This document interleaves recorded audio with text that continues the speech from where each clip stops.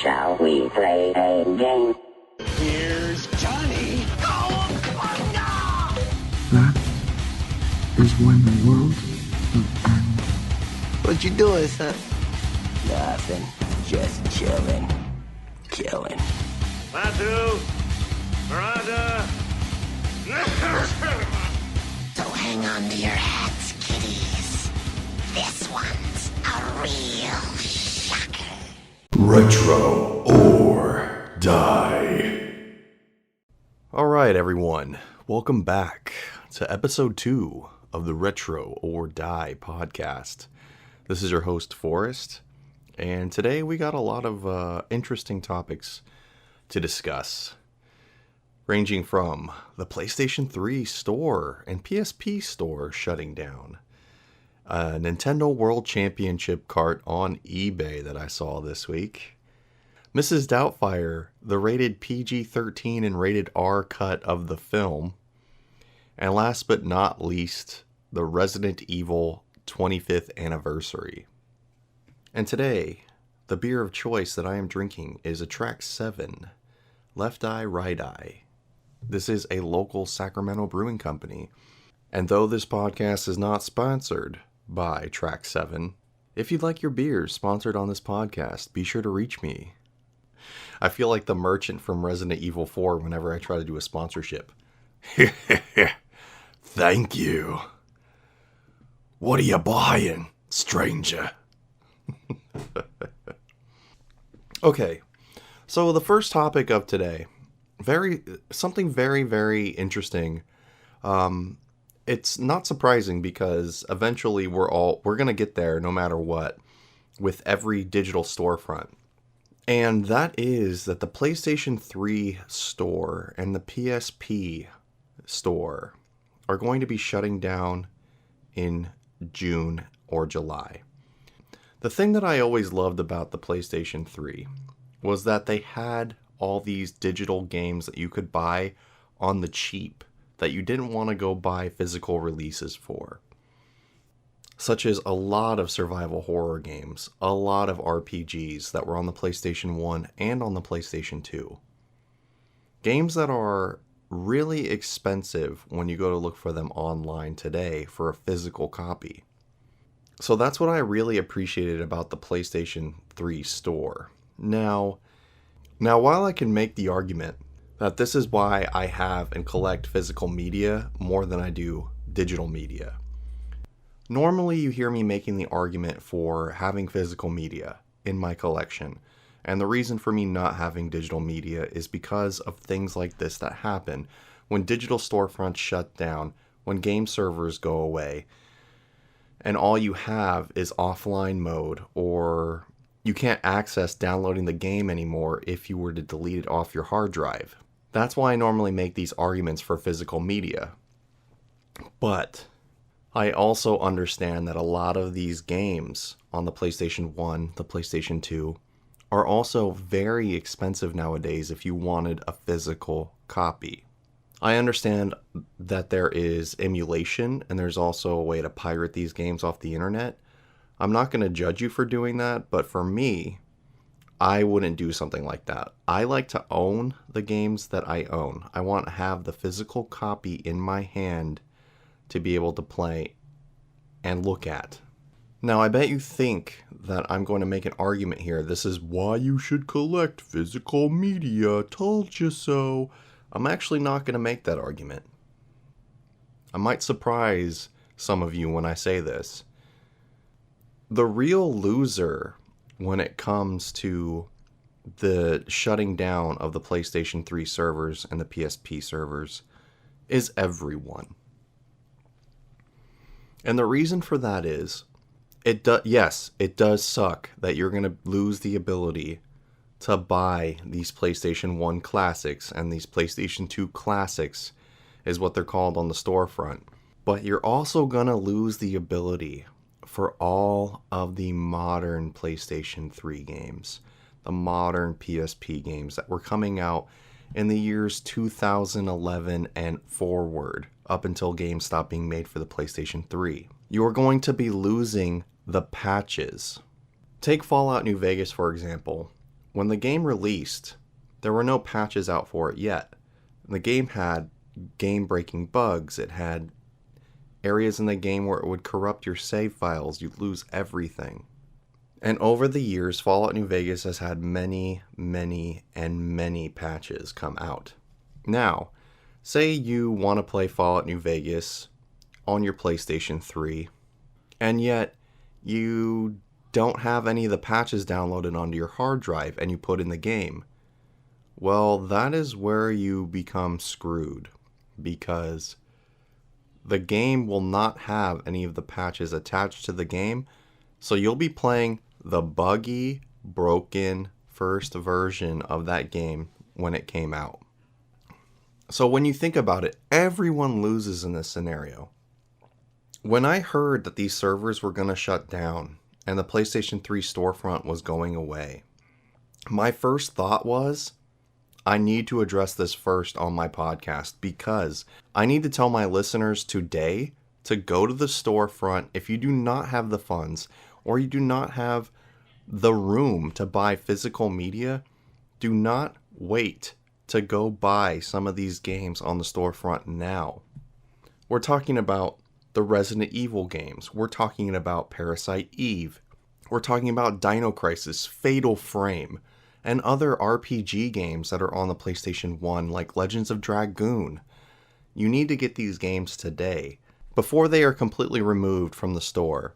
You're not going to be able to access them anymore.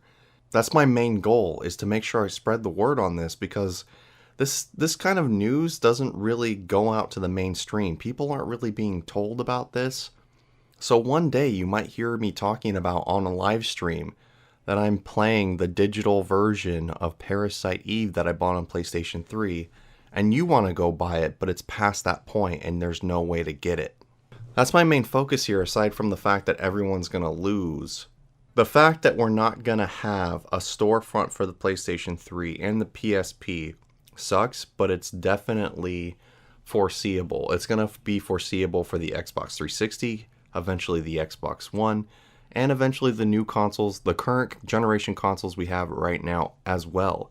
We already know well and good that Sony doesn't really care or cater to the old people of the PlayStation era, such as myself. The PlayStation 3 was the last console to have backwards compatibility going all the way back to the PS1.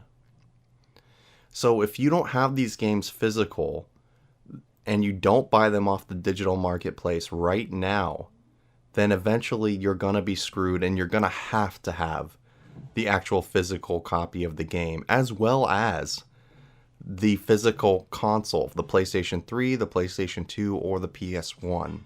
There has been no signs that Sony is going to cater to you as the consumer to bring you backwards compatibility for those old systems. So what I'm telling you to do right now is, if you want these games, get them now. Make sure you have them on your hard drive. And if you need to, get an expansion on your hard drive for your PlayStation 3 if you need it. That way, if you go out and you buy, let's say, 10 games tonight off of the PlayStation 3 store, and somehow you don't have enough room, you have enough room then. Because once they shut these servers down, there is going to be no way for you to get them back. We all saw this happen when Sony shut down the PlayStation Home front. Everything that I had bought off PlayStation Home was gone within a flip of a switch. And that was something that Sony promised would not be going away, and it still did. I've told the infamous story many times now about when Dead Space 3 came out, and there was the Slim Jim codes and the Mountain Dew codes to get all the customizable weapon parts and specialized costumes for the game. And then once EA and the company that owns Slim Jim, their licensing agreement expired, all of their digital codes also expired. So when I went on Dead Space 3 to replay it, all of my save files that I previously had were corrupted, wouldn't work, because they had DLC codes that were no longer valid. I'm never going to say that digital media is the smarter way to own your property that you bought because of these reasons. Now, yes, you're going to lose all the patches for current systems as well if you wanted to play your Fallout New Vegases, your Elder Scrolls, those kind of games on your PlayStation 3. But what I'm more concerned about is you not being able to get the cheaper digital versions on your hard drives if you do not have the money to buy the physical copy or the room. I get it, a lot of people my age and older are not trying to have these massive collections take up a room.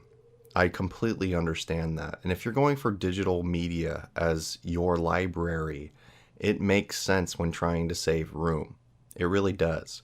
I can't imagine something like this on iTunes ever to happen, where you lose all your music that you paid for the last 20 years or so. But video games are also the Wild West. The video game market is like the Wild West. They can just shut down a server within a month and kind of not give you a heads up, and everything that you've paid for previously is going to be gone. Kind of like how Konami took away the Silent Hills PT demo from everyone from being able to re-download it after they deleted it off their console. Unless you do all these fancy workarounds to get it back on your PlayStation 4. The thing that I always go to when it comes to physical media versus digital media. Let's say a storm comes, a rainy day, something where your internet goes out. It's a game that depends on a patch. And I've had this happen before, where I've went to go play a game during a time where we've had a bad storm and the internet is gone. And I'm not talking about an online game. I'm talking about a single player game. And I can't access it because it needs a patch in order for me to open the game. Doesn't matter if I have the physical disc or not. That is the problem that we're living in right now with the modern video game industry. If I want to throw in the Resident Evil 2 or 3 remake on my Xbox or PlayStation and there's a patch and we have no internet, for whatever reason, I'm not going to be able to access the game. But if I want to, on a day we don't have internet, throw in Resident Evil 2 on the PlayStation 1 or the N64, I can do that with no problems, and it fires up right away. There hasn't been any news from Sony whether they're going to be bringing those games to their storefront on their current platforms. And from what I can understand and what I've seen from Sony over the years is that they will not. The PlayStation 4 is a perfect example of that. There was no backwards compatibility for PlayStation 1 games, even digitally, or PlayStation 2 games digitally. Sony has shown me that they do not want you to own the games of the past and playing them on their new console. Their only focus is for you to buy the new games or re-buy games that you bought on your PlayStation 4 or 3 in their supposedly HD remastered versions. So, the biggest takeaway for you, the listener, is I want you to be able to go out and get these games before this PlayStation 3 store or PSP store is gone. Because once it is gone, that is it. And once you do, and if you do decide to buy these games, do not delete them off your hard drive because it will not be re-downloadable ever. Here's an example I'm going to tell you right now with real prices. Resident Evil 2 and Resident Evil 3, the original versions of the game, you can buy those right now off the PlayStation 3 store for less than $10 a piece. Resident Evil 2, the physical copy, and Resident Evil 3, the physical copy, each run anywhere from $50 to $60. You're saving money and you have the game. I think it speaks for itself that if you want to save money, you don't have the games already, that is the place to get them. And this is my personal preference also, because if I didn't have these games physically, there's no way that I'm going to pay $80 for the physical copy of Resident Evil 2. Resident Evil 2 is my favorite game, but I'm not going to pay the insane price tag of a reseller when I can buy it digitally on the PlayStation 3 store as of right now for less than $10. I can spend $80 tonight on the PlayStation 3 store and walk away with 8 games. And I suggest, if you're really looking for a deal, you don't own the games, go on there today, go on there tonight, and look for that stuff that you need or want. Like I said, they have great games on there for a selection for digital content. Parasite Eve 1 and 2, Resident Evil 2, Resident Evil 3, Legends of Dragoon, Fatal Frame 1, 2, and 3, Twisted Metal 1, 2, 3, 4. Whatever you're looking for, most likely they do have it. If you're looking for something really niche, they don't. Think about like Jersey Devil or Rascal. They don't have those. So yeah, with that, I hope I saved you some money. And hopefully you got the games that you were looking for. Now, transitioning to something that's not going to save anyone money, unless you're a billionaire, and also is in the realm of retro gaming. I saw something really interesting this last week. Really interesting. A Nintendo World Championships cart. And if you follow me on Twitter, you saw me post this the day that I saw it. There is a Nintendo World Championship cart Gold on sale on eBay currently, as the time of recording this, which is March 23rd, 2021, for $1 million.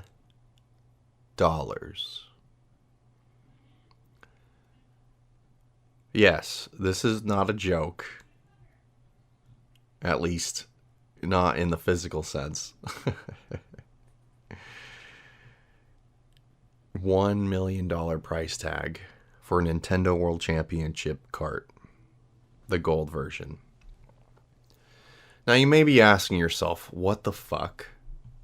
And for those who don't know, the Nintendo World Championships has such high relevance is because it was the very first competition when it came to video games being kind of a professional sport. Not as in esports that we know today, but an official competition where there were legitimate prizes, cash prizes, cars, and memorabilia. In this competition, kids and adults could compete against each other for these prizes. And the way that the competition was set up is you had to play 3 games. And the games that had to be played were Super Mario Bros., Rad Racer, and Tetris. The whole objective was to get the highest score possible playing all 3 of these games in the shortest amount of time possible. And the way that these competitions were performed were through actual NES carts. These were gray standard Nintendo carts from the first Nintendo system, and they had dip switches on the front to control the timing. And the Nintendos will all be like daisy chained together in order to start them at the same time. Now, there's no official number on how many of these gray Nintendo World Championships cart there are, but once they got out into the wild, they became one of the most sought after and highest collectible when it comes to video game collecting as a whole. Only followed up by the gold Nintendo World Championships cart, which there are actually fewer of, and those were the actual prize cartridges given out to the winners of the competition. That's what makes them so collectible. It is the first and the biggest when it comes to video game competitions, and also the most collectible and sought after when it comes to video game collecting as a whole ever. It is considered the gray and the gold cart to be the holy grails of Nintendo collecting.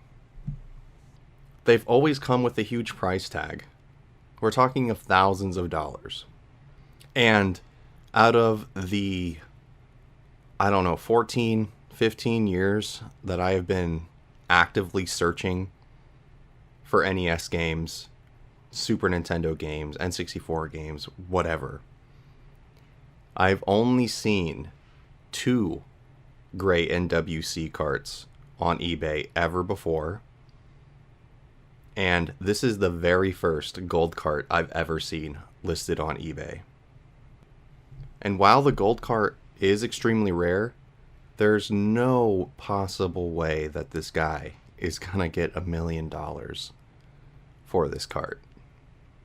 Unless there's someone out there that's crazy enough or has the expendable income to spend $1 million. We're talking about like a major actor or an NBA star or something like that to afford just throwing away $1 million on a freaking video game.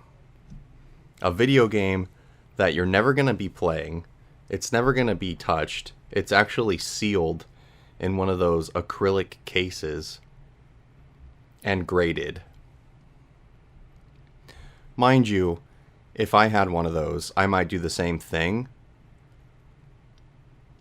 But in realistic terms, I definitely know that there's no possible way this guy's going to get $1 million for it. I just think it's insane to see this near perfect conditioned NWC gold cart for $1 million. And something for me that I find a little disheartening is that yes, it's in an acrylic case, and yes, it's been graded, but for me, personally, say I was, I don't know, let me think of an actor, Johnny Depp, or Brad Pitt or something, a guy that has millions and millions and millions and millions of dollars. If I was going to be spending that much money, I would want to know 100% that this game is authentic in every fucking possible way. No reproduction label, which there are a bunch of them out there. No reproductions when it comes to the plastic cartridge, because there are those out there. And I want to have the board fully inspected to make sure that it is the legitimate board. In this day and age, and really it's really been the last 10 years or so, there have been reproduction carts for nearly everything, especially when it comes to high collectible items. You want to go look for a Little Samson? You want to go look for Snow Brothers? You want to look for Panic Restaurant? You want to look for Power Blade 2 on NES? You go on eBay, you go on Amazon, you go on Mercari, you go on LetGo, and you're going to find majority of the market is all reproduction stuff. It fucking sucks. I don't like it. And for anyone trying to pass it off as the real deal, which I have seen before in retro video game shops and at the flea market, all I can say to those people is fuck you. But if I'm going to spend $1 million, I'm going to know 100% that this thing is fully legit. It's going to come out of that fucking acrylic case before there's any sale done. And the reason why I say that is I don't trust the video game grading system. There have been experiments that people have done with comic books, video games, cards, where they sent them into the same company to go grade the shit. It gets a certain grade, say it gets an 8 or a 9. They send it the same thing back in right after they get it back. And it comes back at a higher grade sometimes. How is that possible? That means that there's legit issues of human error going on when these things are actually being looked at and recorded. This guy's also selling a Pokemon Red version sealed in an acrylic case for $300,000.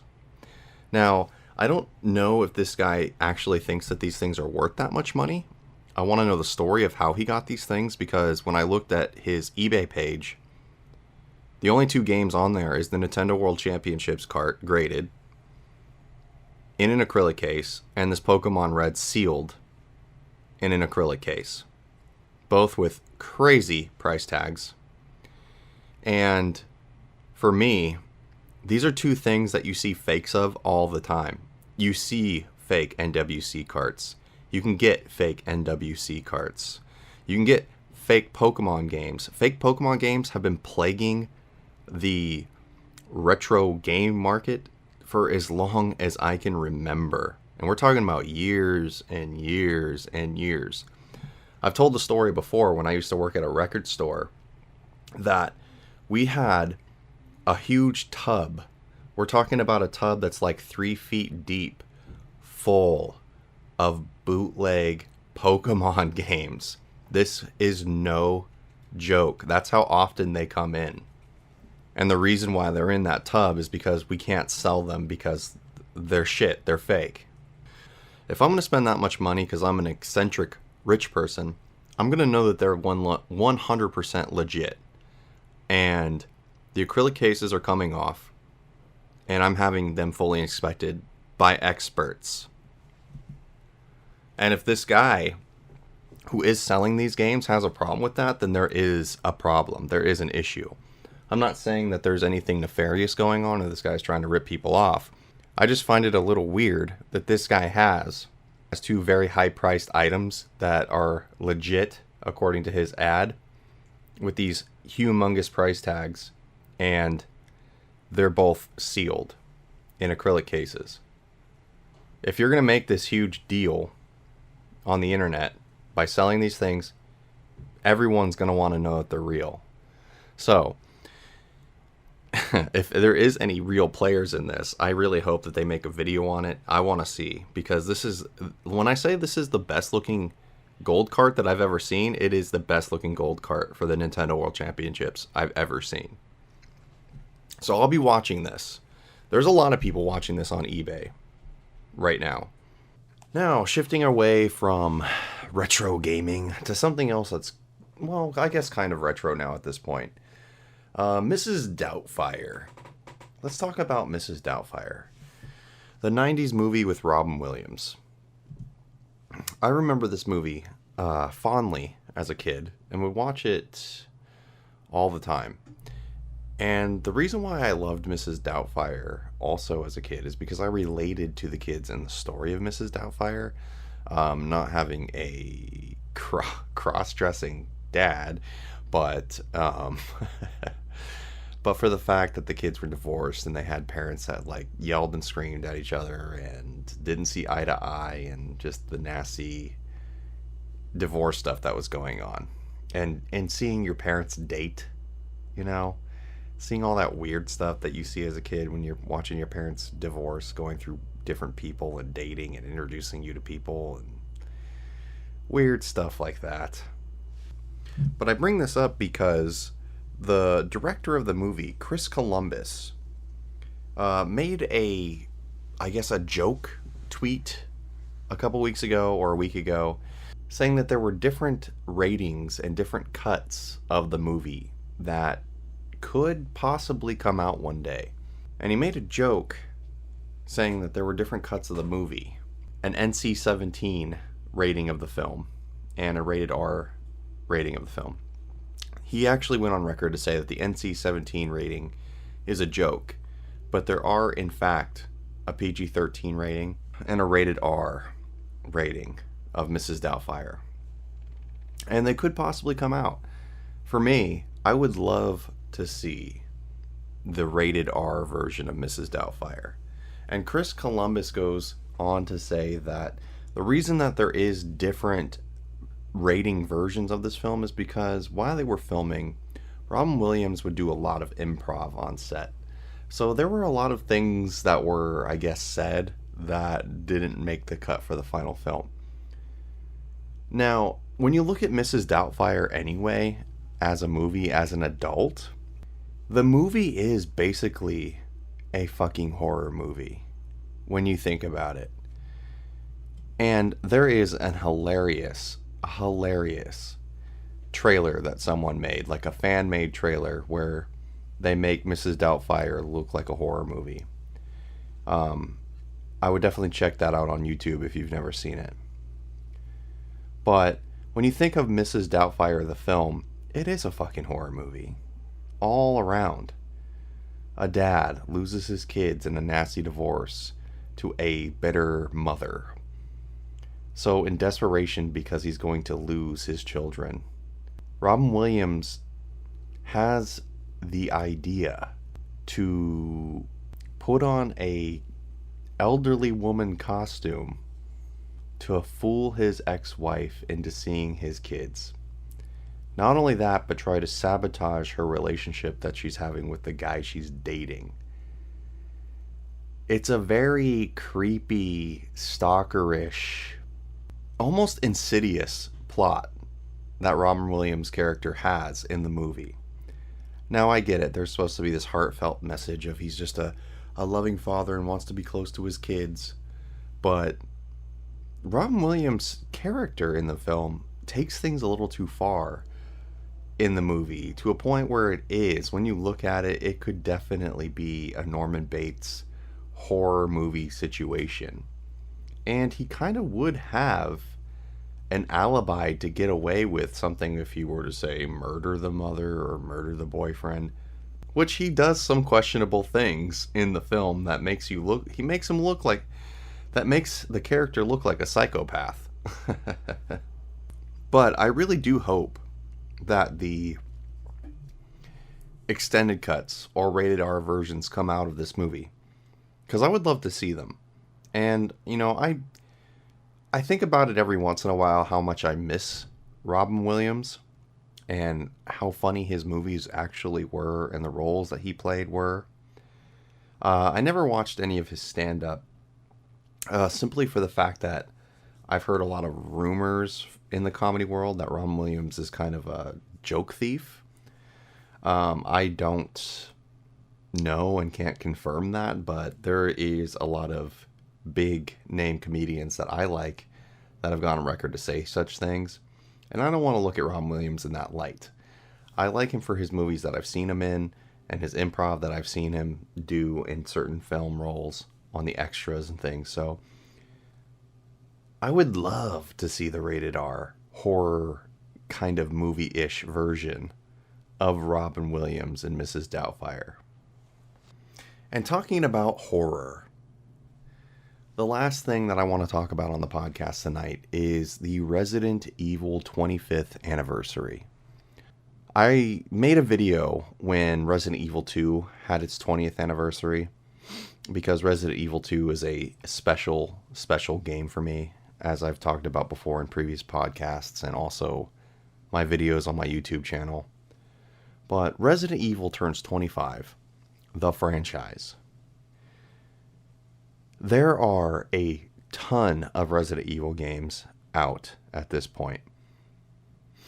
The first Resident Evil game was, in fact, a game changer when it came to what survival horror games could be on a console.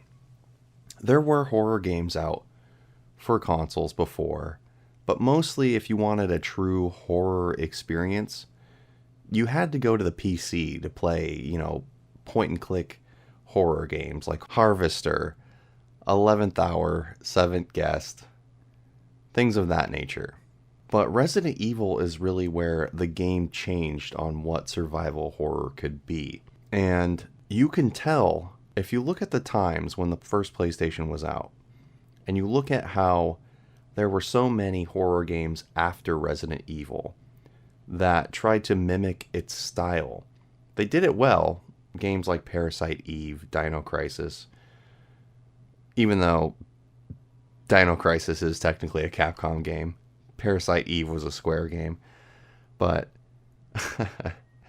they did it very well. And not only that, I mean, Resident Evil as a franchise has kind of set the bar when it comes to revolutionizing the horror genre. Resident Evil did it, Resident Evil 2 did it, Resident Evil 4 did it. And now in current generation consoles, people believe that Resident Evil 7 is another revolution of survival horror.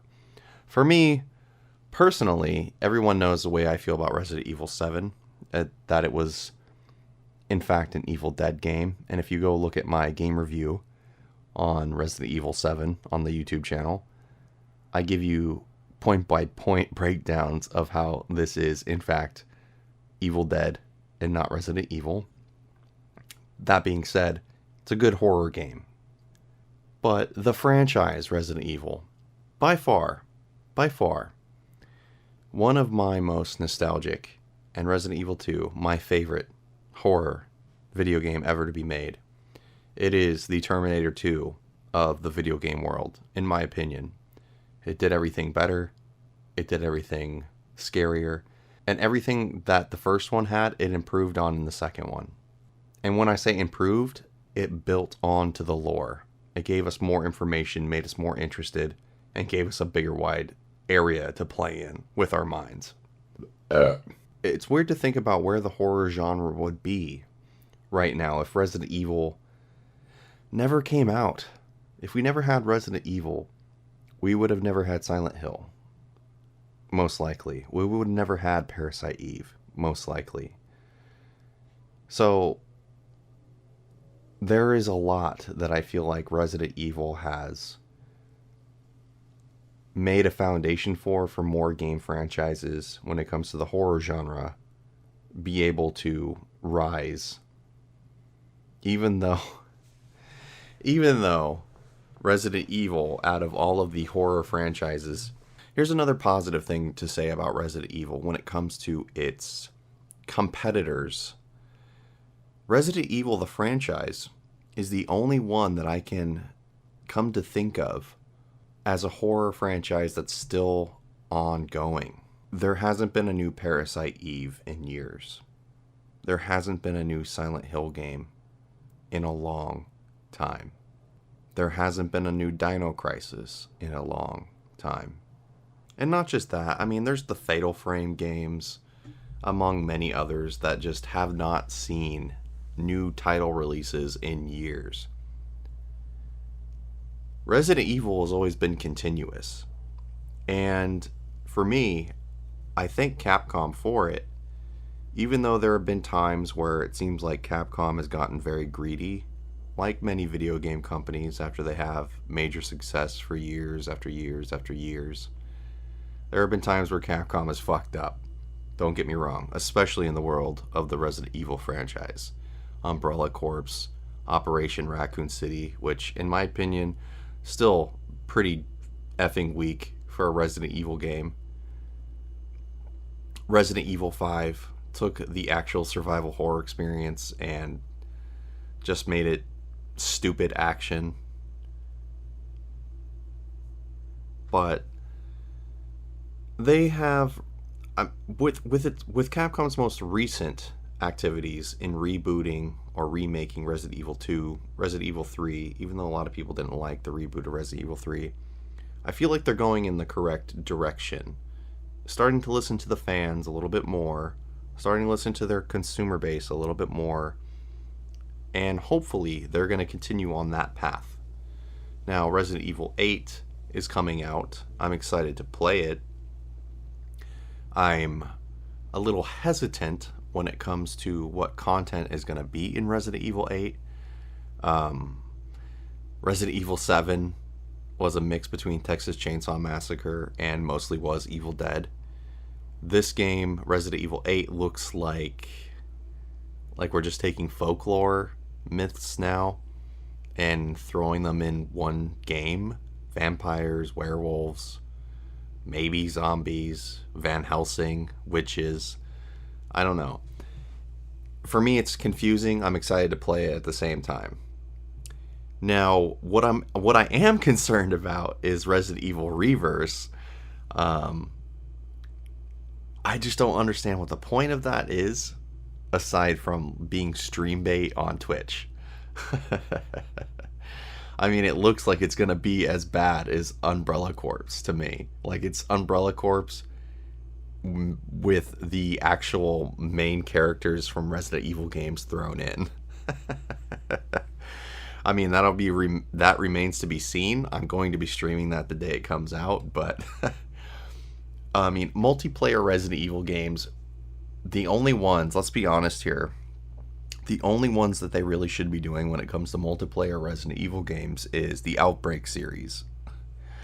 And that needs a proper reboot with proper multiplayer. So, I don't really like all these wasted battle royale things, you know. But as far as Resident Evil the franchise, it like the world of survival horror games as a whole owes a lot to Capcom and Resident Evil the franchise.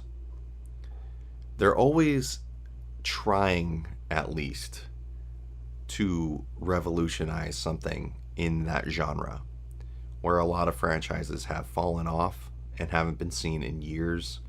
Or if you're a company like Konami, and you basically shoot yourself in the foot by canceling like the best Silent Hill game that was going to come out in the last 10 years. I mean, man, I fucking hope Konami gets bought by fucking Xbox. I really do. But yeah, Resident Evil, I love it still to this day. I'll always follow the franchise until one day, if it just stops being made, or eventually they remake Code Veronica, which I'll be celebrating the day that comes out. Trust me on that. I really love the franchise for what it has done for the genre. Resident Evil 2 is going to always be forever ingrained as my favorite survival horror game ever made. It's the one that I can always go back to no matter what, and it never gets old. And it's just one of my most nostalgic. It is in my probably top 5, top 3 even, nostalgic games ever made. Alright, now that we've gotten all the topics out of the way, let's move on to listener mail. If you'd like to write into the podcast, you can message me on Twitter at RetroOrDie. If you want to send me an MP3 question or comment to the podcast, you can send your MP3 questions to retroordiepodcast@gmail.com. These questions come from Patreon member Ivan Mr. Goodyear. Shout out to you, Ivan. This first question is kind of funny because it is something we talked about already, kind of, with the NWC cart. First question. The price of retro games on eBay and the people who sell them. Well, the prices of retro games, the grand aspect of the retro gaming market. What do I consider retro? What do you consider retro? What do the masses consider as the retro market? I would say the retro market is all the way to the Atari to, at this point, GameCube, PlayStation 2. You know, that's, I think, where the cutoff is. I would not put in anything on the Xbox 360, the PlayStation 3, anything of that genre of console, still not old enough to be considered retro. Now, when I got back into looking for games that I had that were sold by my dad in a garage sale, or games that I had just lost manuals for and was looking for that kind of stuff, I started getting back into that into around late 2012, maybe early 2011. And game prices at that time were not great, but they were not terrible like they are today. And what I mean by that is I could go to the thrift store, I could go to the Salvation Army or Goodwill, and I could get games for cheap. I would do it all the time. Toys, comic books, anything. You name it, I could get it for cheap. Where I wouldn't find deals most of the time was the flea market. Funny enough. I remember the very first time I went out I still remember this, the first time I went out looking for NES games and Super Nintendo games at the flea market. I thought I was going to walk away with a good deal. I had probably like 10 games that I wanted to pick up. All listed, all had sticker prices on them, you know, and they were all decent prices. I was like, fuck yeah, I'm going to walk away with some games, play them, be happy. Well, it didn't happen. I get to the cash register, And the dude running this booth, because this guy had like basically a whole red barn. Think of a barn full of retro games, full of toys, full of collectibles. And normally when you go to a flea market and you see someone selling like as a booth of video games, normally just pass it up because you're not going to find deals there. But I went in and looked around, found these games, went up to pay for them because they already had prices on them. Well, this guy had a different idea. He looks at the games and he's like, "Man, it's been a while since I've had any customers." He says this literal thing to me. "It's been a while since I've had customers. You know, I haven't checked prices on these in a while." Proceeds to take the games, put them behind the counter next to him. Goes on his phone and looks at eBay. Now, I'm not a fucking idiot. And I know for a fact if you're going to be looking up game prices, you don't go on fucking eBay. Unless you're looking for the last sold price for a game. Well, that's not what this guy did. He took the games, and I think one of them literally was Jaws on NES, a fucking common title.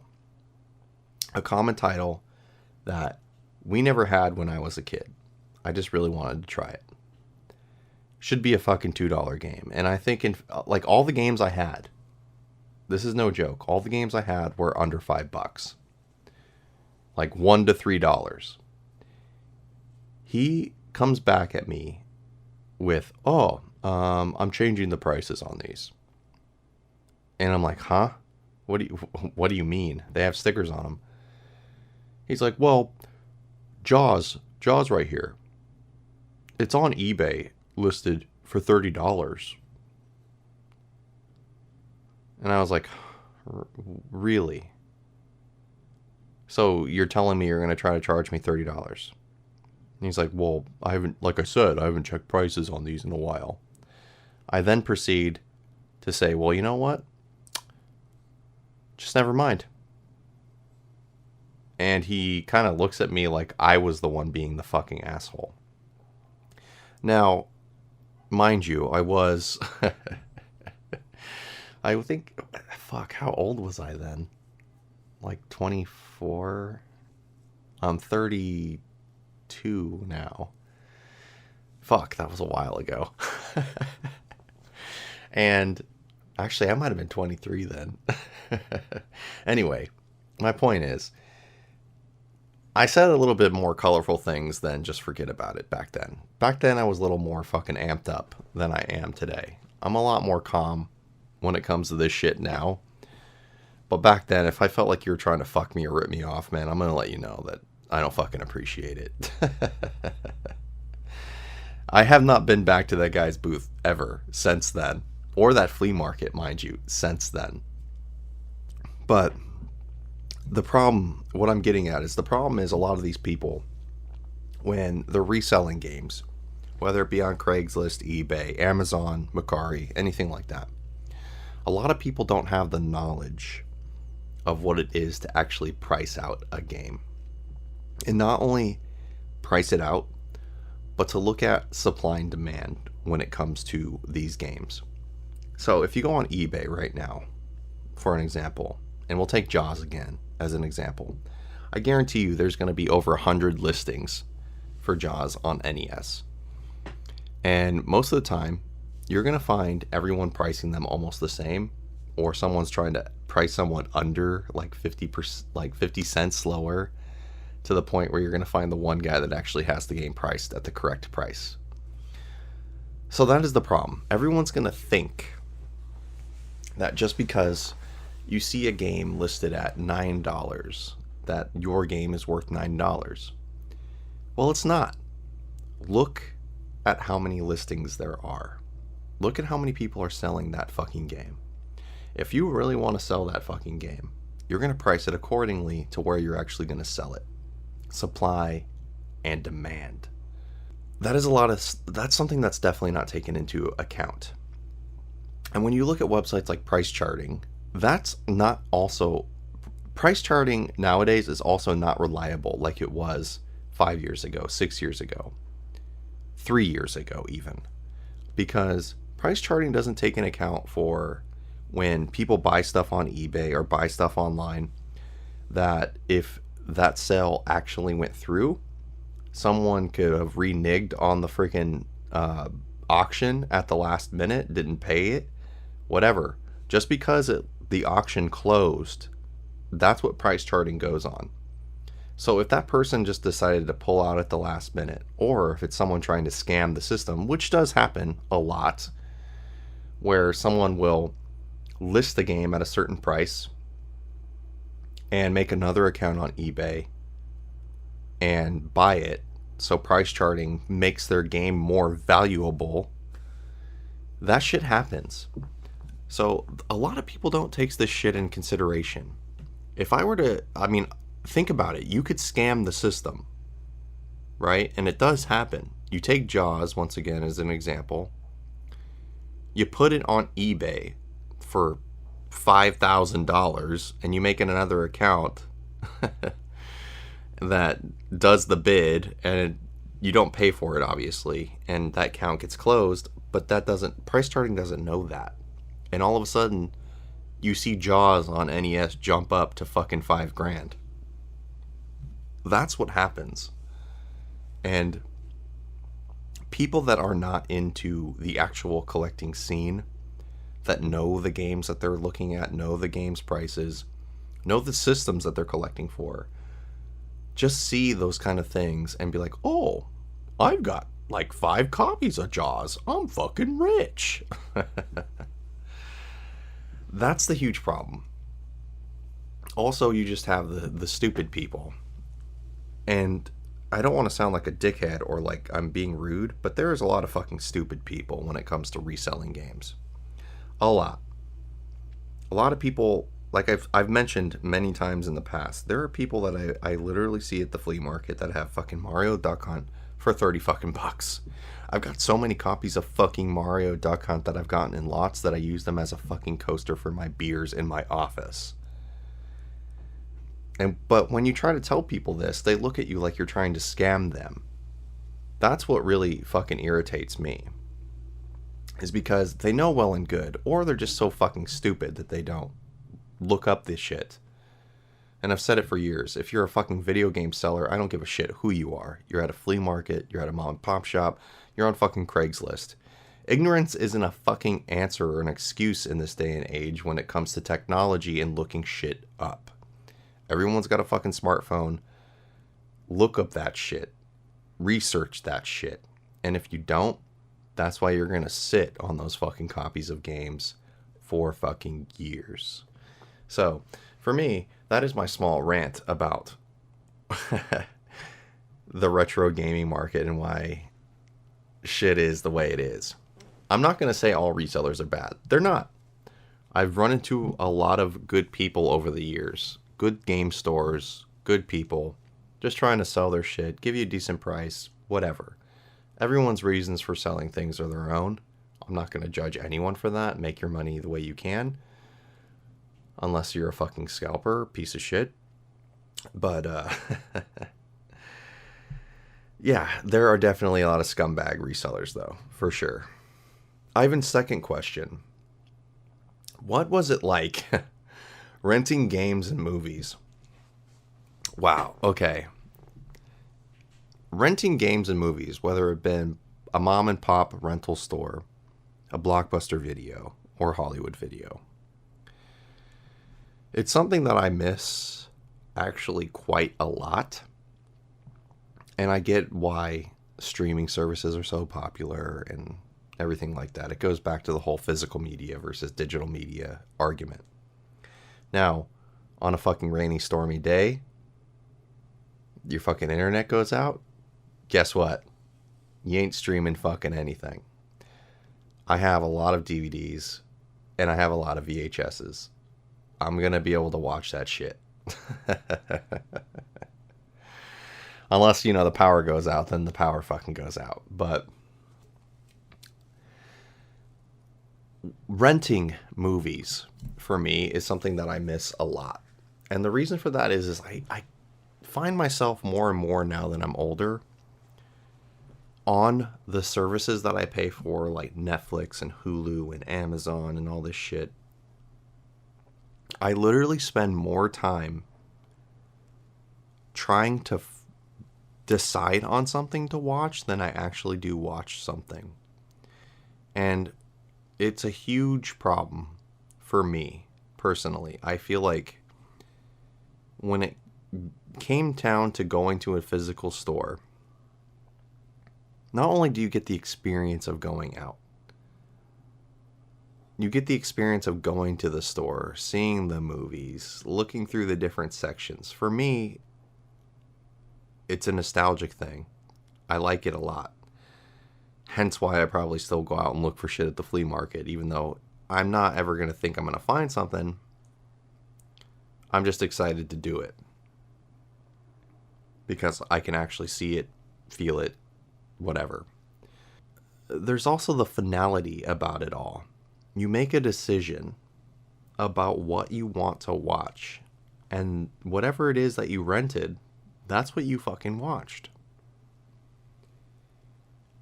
The problem for me, and I know a lot of people my age are probably going to agree with me when I say this, the problem is there's too many fucking options.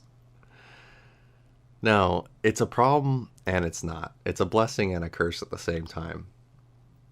There is a lot of shit to watch, and a lot of shit that I mean, there, of course, anyone's going to say, no matter what genre of movies that they love, there's a lot of movies that you'd like to watch that you just haven't seen for whatever reason and you want to watch. And it's nice to know that it's there for you at any moment. But at the same time, that's when you get sucked into the loop of like, fuck, I want to watch this. I want to watch this one. I want to watch this one. I'll watch this one later. I can't tell you how many times over the years I've fallen into that trap. And then I end up spending, no joke, probably an hour looking at movies before I actually decide to watch something. Or I give up because I get so frustrated that I haven't found anything to watch yet that I just go back to watching YouTube or Twitch. It's this like ADHD thing when it comes to watching media now. I don't know. For me, I like the finality of knowing that I made a decision and those are the movies I got to watch, or the games that I chose to rent. I mean, who rents games anymore? That's another thing. I really miss the ability to rent a video game. I fucking hate going to Redbox. I haven't gone to Redbox in years. And the reason for that is because I fucking hate the late fees after one day of renting a movie. That's the whole reason why Blockbuster and shit like killed themselves, because they're bullshit late fees that they would do and take advantage of. Well, Redbox definitely preys upon that. If you just forget to return a movie and they charge you literally the day after you rent it, it's just fucked up. And then renting the games from Redbox, I can't tell you, I just fucking hate it. I hate getting like a disc by itself in a plastic case. It's just not fun for me. I don't like it. Back when you would actually rent games from like Blockbuster or Hollywood Video, and we're going way back now, you would get the manual sometimes with the game. Sometimes you'd get the box with some sort of instructions in it. You get nothing now when you rent stuff from Redbox. You get a fucking disc, you know? And I've had friends before. This has actually happened 2 times to a friend of mine, where he's gone to rent a game from the Redbox, and he gets the game home, and he opens it, and there's nothing but a fucking paper slip inside. Someone photocopied the game with the scan bar, cut it out, and put it back perfectly inside the Redbox disc case and returned it. I don't know how you would ever get away with that with Redbox, because I mean your credit card's attached to whoever was the last one who rented that fucking game, but I mean still. It's just crazy to me. I fucking don't like it. I really wish Blockbuster and Hollywood Video were still around. I loved the aesthetic of Hollywood Video more than Blockbuster, because they always made it look like classic Hollywood. They had a bunch of movie posters up. Their floor was done up to make it look like movie reels and things like that. I just like the aesthetic more.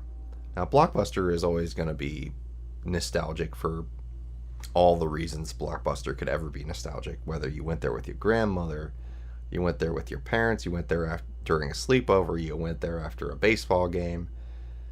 All the commercials that were on TV for Blockbuster, all that shit. The candy that no one would ever fucking buy from Blockbuster because it was always as expensive as candy at a fucking movie theater. I don't know. I miss it a lot, and especially for the reasons like I said.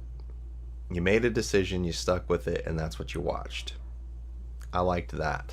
I like it a lot more than me spending an hour on Netflix or Hulu trying to decide what the fuck to watch, because there's so many goddamn options that are good. Anyway, next question.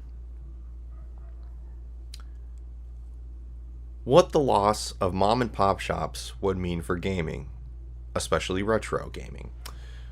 Well, I can definitely tell you that the pandemic didn't help. The pandemic fucked up a lot of things for everyone in a lot of different ways.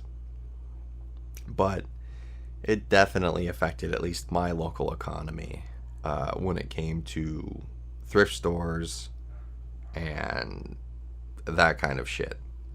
Most of them were all gone. Record stores, we have none here anymore. Toys are, it just goes with the cycle. Everything's gone now. Blockbuster's gone, Toys R Us is gone, our record stores are gone, most of our mom and pop shops are gone. We have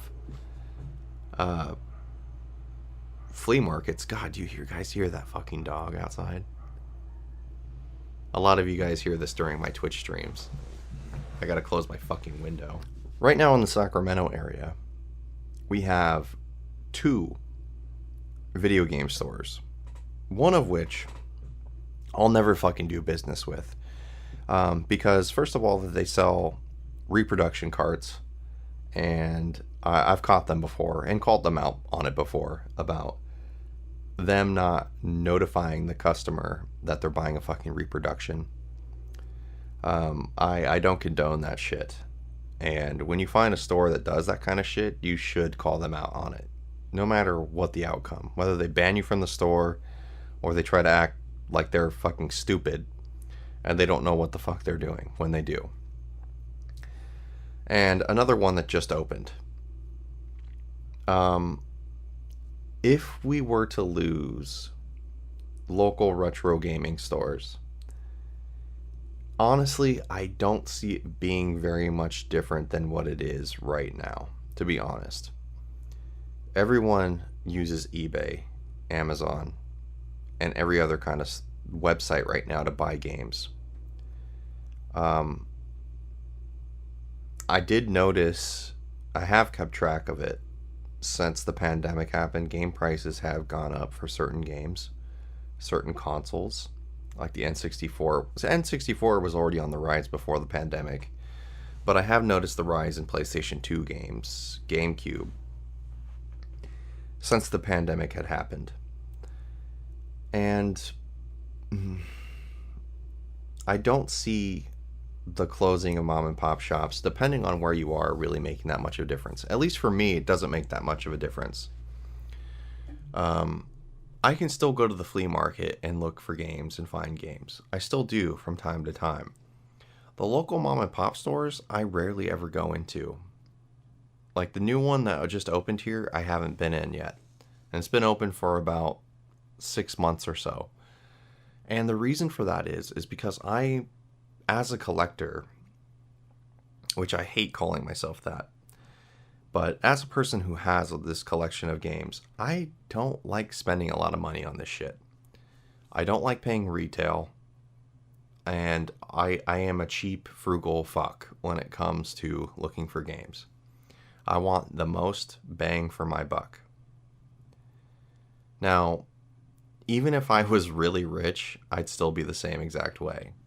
I don't even know if I'd be buying fucking NES games and the Super Nintendo games at that point if I was rich. I'd be buying like a video game statue of like a Big Daddy from BioShock. I just think that's more worth my money than Nintendo games. I don't know. For me personally, the closing of mom and pop shops wouldn't affect me very much, like I said, but I could see it affecting people who perhaps live in like a rural area and it's hard to get stuff shipped to you, or internationally. There's some games that maybe never came out in your area and they haven't made their way to your certain country or area yet. So the only way you could get them is if a store imported it, or you had to pay the up-the-nose prices for it on eBay. I don't know. It's a weird question because it hasn't really affected me yet, because we still have those stores here. As far as seeing like records, like my record store closing down, all the record stores here closing down that I would go to. And if you want to see the video I made on it, it's on my YouTube channel. It's the closing of Dimple Records and the death of physical media, I think is what it's called. But it's just, it sucks, but at the same time, it doesn't really affect me very much. It's just a weird thing for me to, I can't come to a definitive answer, because it's not something that's affected me really in a negative way. Like I said, the prices for retro games, or to your first question, is that the prices for retro games are bad depending on where you look. And you also gotta be patient. You gotta be willing to, if you really want the stuff that you want to collect for cheap, you're gonna have to be patient enough to let a lot of stuff go. And what I mean by that is sometimes you're just gonna have to wait to own it for a long time, sometimes years. Like, I didn't own a copy of Contra until like 3 years ago, because I fucking refused to pay the prices on Contra, which were like $50 to $60 for like years and years and years and years. And I finally got Contra for $10. It's more on what you can handle when it comes to what you want immediately and what you're willing to wait for, because you'll get it eventually when the price is right. So as far as local mom and pop shops go, if they ever close, that'll suck. I hate to see people lose their jobs and the economy suffers because of it, but I'm also not going to pay retail. And if the retail says that a copy of Jaws is $5,000, then I'm not going to buy it. So, I don't know. That's just my answers to those questions. Anyway, guys, I hope you guys enjoyed this. This is episode 2 of the Retro or Die podcast. Thank you to all my Patreon supporters. Be sure to leave a rating if you're listening to this on iTunes of a star, and an actual little paragraph, if you can leave me one, about what you think of the podcast. That would be great. That helps me out a lot. And I will see you guys on the next podcast episode. Thank you very much. This is Forrest. This is Retro or Die, and I am out.